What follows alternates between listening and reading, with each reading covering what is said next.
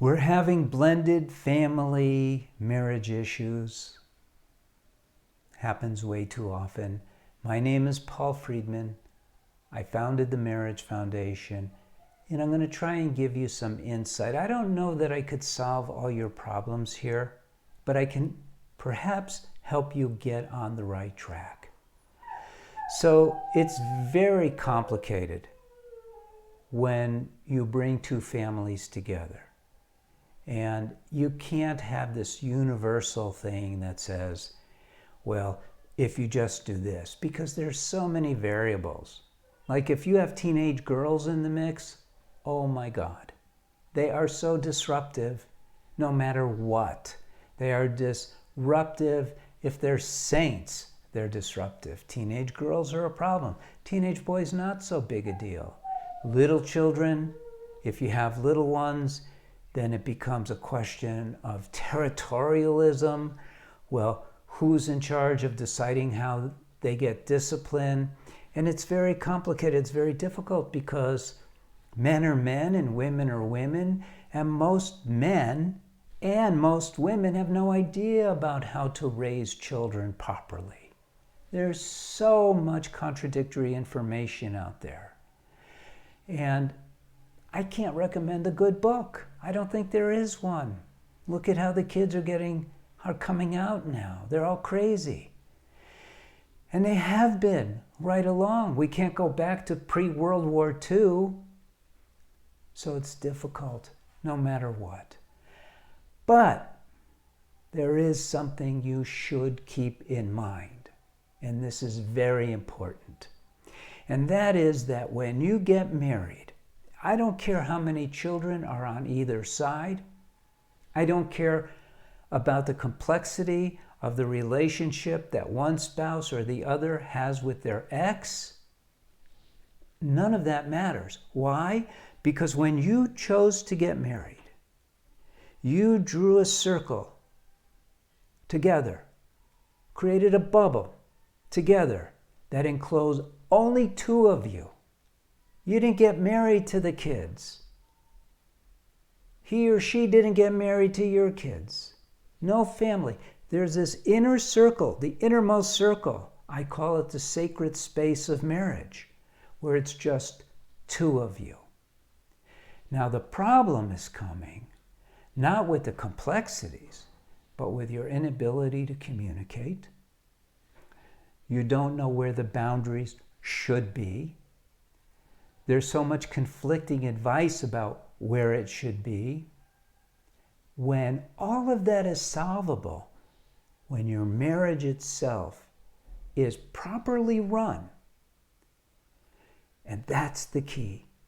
Remember, your marriage is just two of you.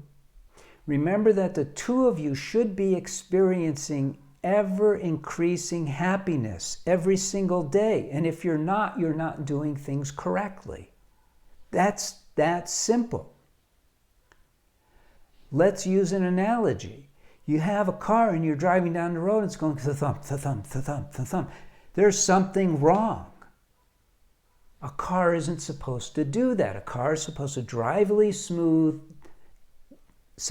smoothly drive down the road. A marriage is supposed to be producing ever-increasing happiness. You're supposed to be experiencing ever-increasing love. Those are the two things that a marriage is supposed to produce. Ever-increasing happiness and ever-increasing love. And if it's not, then all the peripheral stuff isn't going to function well either. And that's what's really going wrong. It's not about the teenage daughters. It's not about the defensive or obstinate sons. It's not about them not getting along with you or each other. It's about you two not having your marriage on track. So, what's the solution? My discoveries are very different than what you'll find in the psychological world. I'm different. I was a divorce mediator, and I realized, wow, no one knows what they're doing with marriage. I did research. I've created systems. I've created the foundation that everyone needs to have an amazing marriage. An amazing marriage. Nothing else should do. Who will tell you that? I'm telling you that because it's my experience, both individually, but also we've been doing this for about 20 years, helping couples get there by relying on basic principles, including the one of the sacred space of marriage, about the principle that you should be producing increasing marriage happiness, you should be increasing love. Those are principles.